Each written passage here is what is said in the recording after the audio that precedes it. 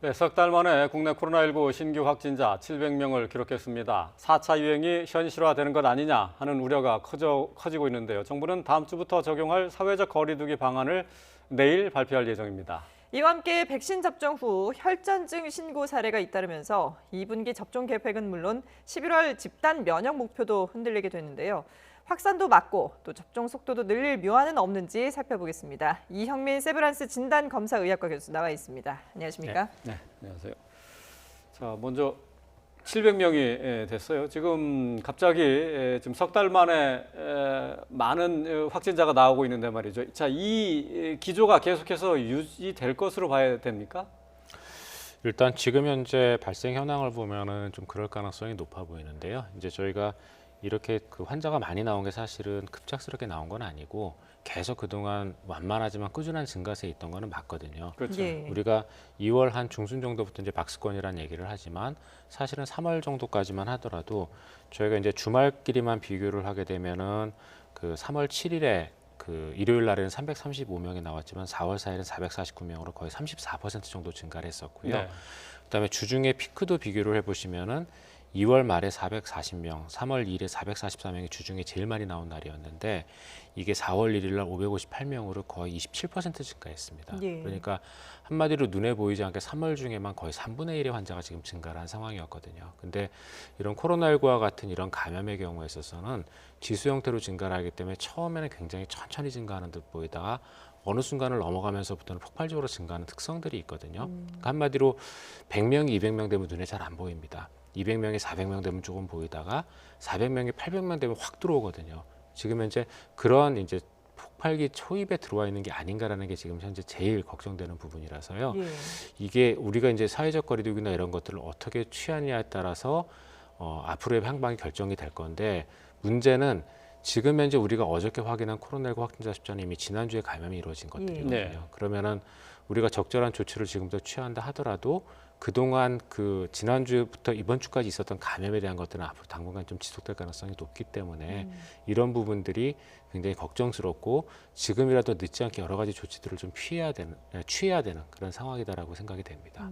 그러면 지금이라도 늦지 않게 취해야 되는 조치들이 어떤 게 있을까요? 일단 뭐 사회적 거리두기 조정은 내일 발표를 하겠다고 했는데 이걸 2.5단계로 올리는 것만으로도 막을 수가 있는 건가요?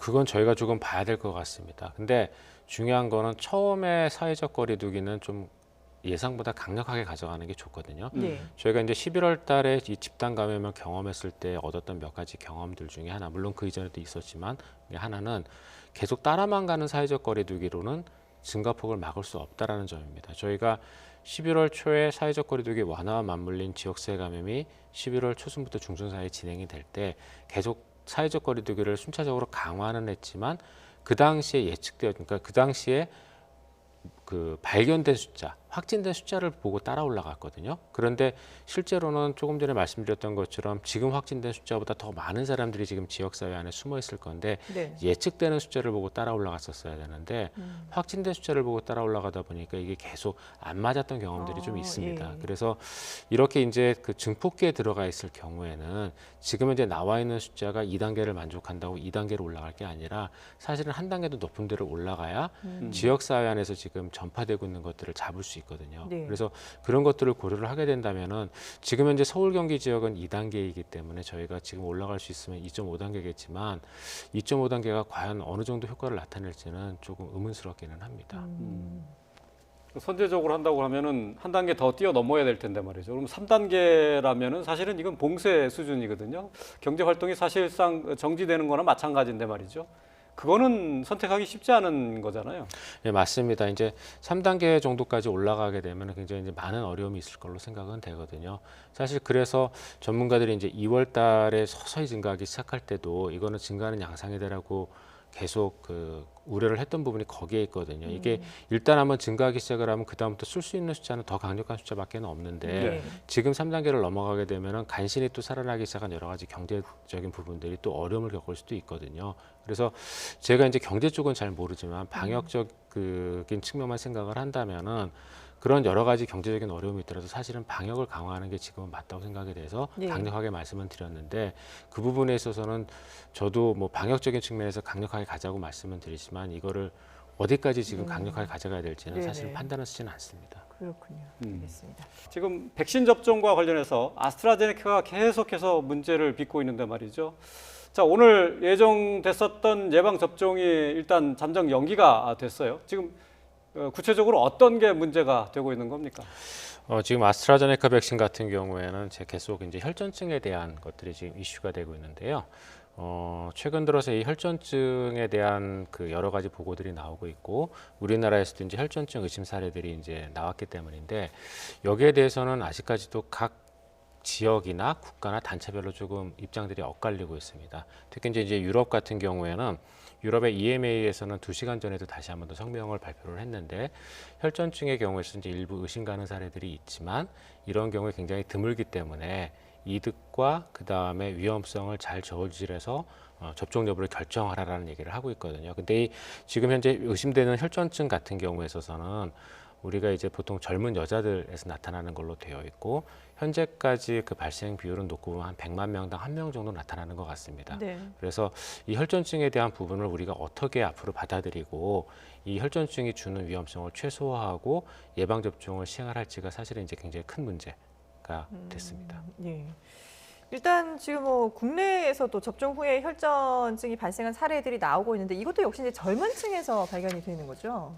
예, 맞습니다. 지금 현재 국내에서 혈전증 받은 사례는 3건이었었는데요. 네. 그중에 이제 2건이 20대였었습니다. 그래서 이제 해외 사례처럼 역시 이제 젊은 층에서 발생을 한 거고요. 그런데 이제 이게 결국 나이에 따라서 그러면 차이가 있냐? 예. 그거는 아직까지는 명확하지는 아. 않습니다. 아직까지는 명확하지는 않고 다만 이제 해외 사례가 55세 미만의 여성이 많다 보니까 네. 해외 일부 국가에서는 이제 연령에 따라서 60세 이하의 경우에 있어서는 아스트라제네카 백신을 접종하지 않는다던가 하는 이런 여러 가지 지금 방책들을 쓰고는 있는데요. 근데 이제 말씀드렸던 것처럼 이 아스트라제네카 백신을 맞고 생기는 혈전증이 100만 명당 1명 정도 지금 예상을 하고 있거든요. 그러면은 이게 발생하는 비율이 결국은 이득보다, 그러니까 이득이랑 비교를 했을 때 굉장히 적은 비율이기 때문에 여기에 대한 것들을 여기가 좀 여러 가지로 고려를 해야 되는데 2시간 전에 나왔던 그 유럽 그 EMA에서의 그 보고에서는 뭐라고 얘기를 했었냐면은 30세 이상에서는 접종해 주는 이득이 혈전증이 생기는 그러한 위험성보다 크다라는 얘기를 했고요. 예. 그다음에 30세 이하의 경우에 있어서는 접종이 주는 이득과 혈전증이 생기는 그 리스크 위험이 비슷하다라는 얘기를 했습니다. 그래서 이게 발생이나 이런 것들이 이제 연령대에 따라서 뭐 그렇게 크게 차이가 나거나 이런 것까지는 아직은 데이터가 워낙 드물기 때문에 네네. 많지는 않지만 30세를 기준으로는 약간의 좀 차이는 있는 것 같아 보여서 이 부분은 저희가 좀 앞으로 지켜봐야 될 것 같습니다. 네. 어찌됐든 뭐 희소 혈전증 사례가 나오면서 오늘부터 당장 시작할 예정이었던 보육교사 또 그리고 60세 미만 대상자의 예방접종 일정은 연기가 됐습니다. 국민 건강을 최우선적으로 고려한 결과라고 봐야 할 텐데요. 정 총리의 얘기 들어보고 오겠습니다. 정부는 여러 전문가들의 의견을 받아들여 오늘부터 시작하기로 했던 특수학교 선생님, 보건 선생님 등을 대상으로 한 아스트라제네카 백신 접종을 잠시 보류하기로 했습니다. 다행스럽게도 어젯밤 유럽의약품청은 매우 드문 부작용이 발생하긴 했지만 여전히 아스트라제네카 백신의 안전성은 유효하다는 공식 의견을 발표했습니다. 네. 자, 뭐 말씀하신 것처럼 뭐 정청리도 똑같은 얘기를 했네요. 그러니까 아스트라제네카의 백신의 유효성은 그 백신의 효과는 여전히 유효하다. 다만 뭐 이 부작용 같은 경우는 극히 드문 사례이기 때문에 여전히 이제 백신 접종은 계속 돼야 된다는 건데 말이죠. 사실 뭐 의학적인 견지에서 보면은 백신 접종이 사실 큰 문제 없이 진행이 돼야 되겠죠. 예, 이제 걱정을 많이 하실 거는 같습니다. 저도 역시 아스트라제네카 백신을 맞고 한 3주 정도 지났는데요. 네. 조금 이런 얘기가 나올 때마다 불안한 마음이 드는 거는 피할 수는 없거든요. 네. 그러니까 모두 다 그런 생각은 드실 것 같은데 예. 근데 지금 현재 우리가 아스트라제네카 백신의 혈전증에 대해서 많은 고민들을 하고 있지만 한편으로는 화이자 모더나 백신도 오히려 이 아스트라제네카 백신의 혈전증보다는 더 높은 비율로 발생하는 즉 인구 10만 명당 1명꼴로 발생하는 아나필락시스 여러 가지 대비를 하면서 지금 맞고 있거든요. 예, 그럼 예. 그렇게 놓고 봤을 때 이 100만 명당 1명 정도꼴로 발생하는, 물론 이제 좀 시간이 지나서 보고가 더 많아지면 어떻게 될지는 모르겠지만요. 현재까지 봤을 때는 그 정도로 발생하는 이 혈전증에 대한 위험도를 우리가 얼만큼 높게 평가할 것이냐에 대해서는 좀 고민을 해봐야 될 것 같습니다. 그리고 이 혈전증 같은 경우에도 이제 얘기가 여러 가지가 나왔었지만 대부분이 보통 7에서 아스트라제네카 백신을 처음 접종을 하고 7에서 14일 사이에 이제 발생하는 걸로 되어 있고요. 그다음에 말씀드렸던 것처럼 이제 젊은 여성한테서 많이 발생을 하고, 그다음에 발생하는 경우에 주로 나타나는 증상들이 몇 가지가 있습니다. 첫 번째는 이제 호흡곤란이 있을 수가 있고, 흉통, 그다음에 이제 다리가 붓는다던가, 또는 지속적인 복통이 있다던가, 또는 이제 여러 가지 신경학적인 증상이 나타나는 경우.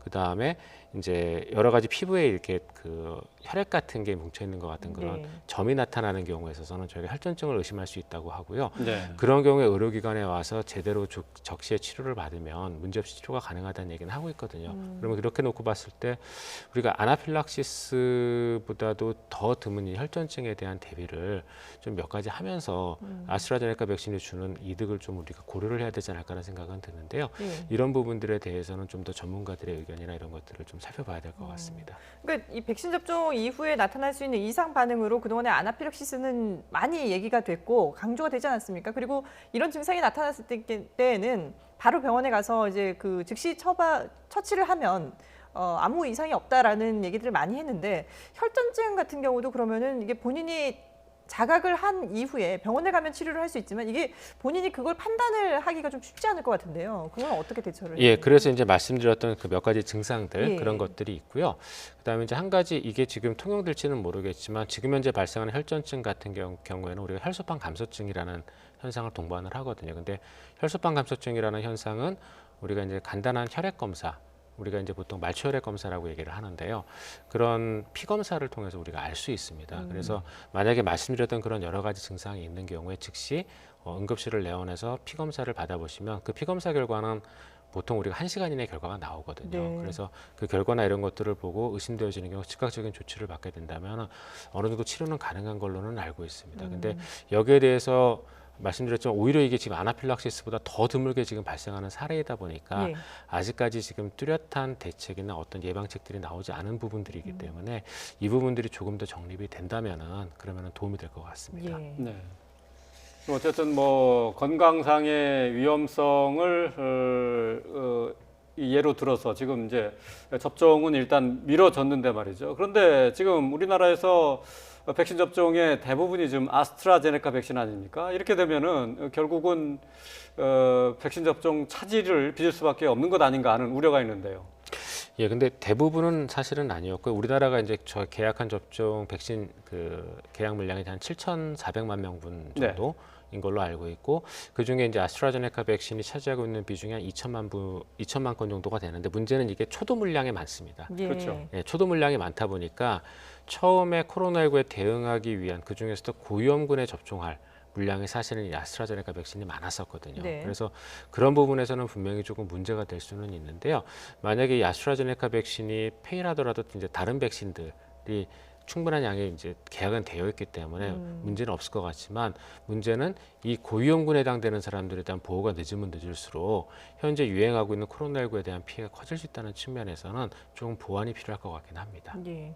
근데 이게 지금 아스트라제네카 백신 접종이 중단이 되면서 이미 한 번 맞은 분들도 불안할 수밖에 없을 것 같은데, 만약에 이게 문제가 생겨서 앞으로 접종이 중단이 된다면 그러면 2차 접종을 어떤 백신을 맞아야 되냐, 이 부분도 상당히 또 과제가 될 것 같은데요. 예, 제 사례인데요. 이게 예. 이제 제 사례가 되겠는데, 예. 제가 이제 3월 초에 3주 전에 이제 1차 접종을 했는데, 근데 이제 이런 경우는 그러면은 처음 맞았던 백신은 그냥 무효로 처리가 됩니다. 그리고 새로운 백신으로 재접종 프로그램을 들어가야 되거든요. 예. 그렇기 때문에 2차 접종을 뭐 다른 걸로 2차만 하면 끝나는 게 아니라 예. 차라리 그렇게 되면 1차 접종 맞은 거는 무시를 하게 되고, 아마도 2차 접종을 뭐 모더나나 화이자 같은 걸로 2번을 맞는다던가 아니면 노바백스 같은 걸로 그냥 한 번에 끝낸다던가 이런 식으로 진행이 되는 게 보통 통상적인 상례거든요. 네네. 그래서 아마 그렇게 진행이 될 가능성이 높을 것 같습니다. 그러니까 교차 접종이 아니라 아예 새로 이제 맞아야 된다는 그런 네, 얘기죠. 새로운 프로그램이 보통은 대체를 하는 경우가 일반적입니다. 예. 지금 이제 얀센 백신 같은 경우 이제 허가가 나서 이제 뭐 저희가 이제 접종을 할 수가 있게 되는데, 한 번만 맞을 수 있잖아요. 이게 빨리 이제 이걸 빨리 들여오는 것도 좀 급선무가 될 것 같아요. 예, 이제 그런 식의 방법도 저희가 이제 좀 고민은 해볼 수가 있고요. 이제 한 번 맞는 백신 같은 경우에는 저희가 말씀하셨던 것처럼 1, 2차 간에 이제 그런 간격도 필요 없고 하기 네. 때문에 보다 더 빨리 면역력을 네. 획득할 수 있다는 측면에서는 도움이 될 것 같긴 하거든요. 그래서 근데 지금 고민할 부분은 예. 우리가 분명히 이 임상 여러 가지 몇만 명에 걸친 임상 시험도 다 하고 했는데도 불구하고 예. 이렇게 100만 명에 한 명씩 생기는 것에 대해서는 어떻게 할 수가 없는 부분들이 있었거든요. 예. 그거는 모더나나 화이자 백신도 마찬가지였었습니다. 임상 시험할 때 아나필락시스에 대한 얘기 없었거든요. 근데 실제 접종을 하다가 알러지 얘기가 나왔고 네. 아나필락시스 경험이 쌓이면서 10만 명당 한 명씩 생길 수 있으니 거기에 대한 대비를 하고 맞아야 된다는 프로토콜이 나온 거거든요. 예. 근데 마찬가지로 이제 아스트라제네카 백신도 임상 시험 몇만 명씩 할 때는 전혀 모르다가 100만 명에 한 명 있는 이런 여러 가지 문제들이 생기니까 이슈화가 된 거라 나머지의 백신들도 그럴 가능성이 없지는 않은 거거든요. 그래서 이런 부분들은 분명히 좀 고민이 필요하고 결국은 그러면 10만 명에서 100만 명당 하나 정도의 어떤 이상 반응을 다 갖고 있다고 생각을 하게 되면은 예. 그러면은 거기에 대해서는 어떻게 해야 될지도 사실 장기적인 좀 고민이 필요한 상황입니다. 어쨌든 지금 뭐 백신 접종도 지금 계획보다는 좀 차질이 생기게 됐고 지금 확산세도 지금 급증하고 있는 확진자가 급증하고 있는 그런 여러 가지 이중고를 겪고 있는데 이런 상황에서 그러면 일단 할 수 있는 게 어쨌든 숨어 있는 감염자를 빨리 찾아내는 것이 중요하지 않겠습니까? 그러면 그만큼 선제적으로 검사를 해야 될 필요가 있을 텐데요. 그 검사를 좀 신속하게 하는 방안들도 찾아봐야 되지 않을까요? 예, 그래서 이제 그런 것 때문에 자가 검사 얘기가 좀 나오고는 예. 있는데요. 근데 문제는 현재 지금 나와 있는 진단 키트들 중에 자가 검사를 쓸 수 있을 정도의 성능을 갖고 있는 키트가 없다는 게 문제입니다. 그동안 여러 가지 이제 얘기가 나왔지만 결국 자가 검사 얘기는 그동안 저희가 많이 논의를 했었던 신속 항원 검사를 대규모로 쓰자는 얘기를 결국 자가 검사라는 이름으로 바꾼 거에 지나지 않거든요. 근데 이 신속 항원 검사의 정확도에 대해서는 그동안 뭐 진단 검사 의학회에서도 평가를 했지만 41% 정도의 정확도를 갖고 있기 때문에 네. 오히려 더 해가 크다고 생각이 되거든요. 최근에도 이제 굉장히 좋은 논문에서 이런 신속 항원 검사를 잘 이용하면은 코로나19 확진자들을 많이 줄일 수 있다는 얘기가 나왔지만 네. 그때 얘기하는 것도 결국 민감도 한 80% 정도 지금 얘기를 하고 있거든요. 그러면은 지금 나와 있는 키트들은 아직까지는 그 기준에 굉장히 못 미치기 때문에 저희가 쓰기는 어려운 상황이고요.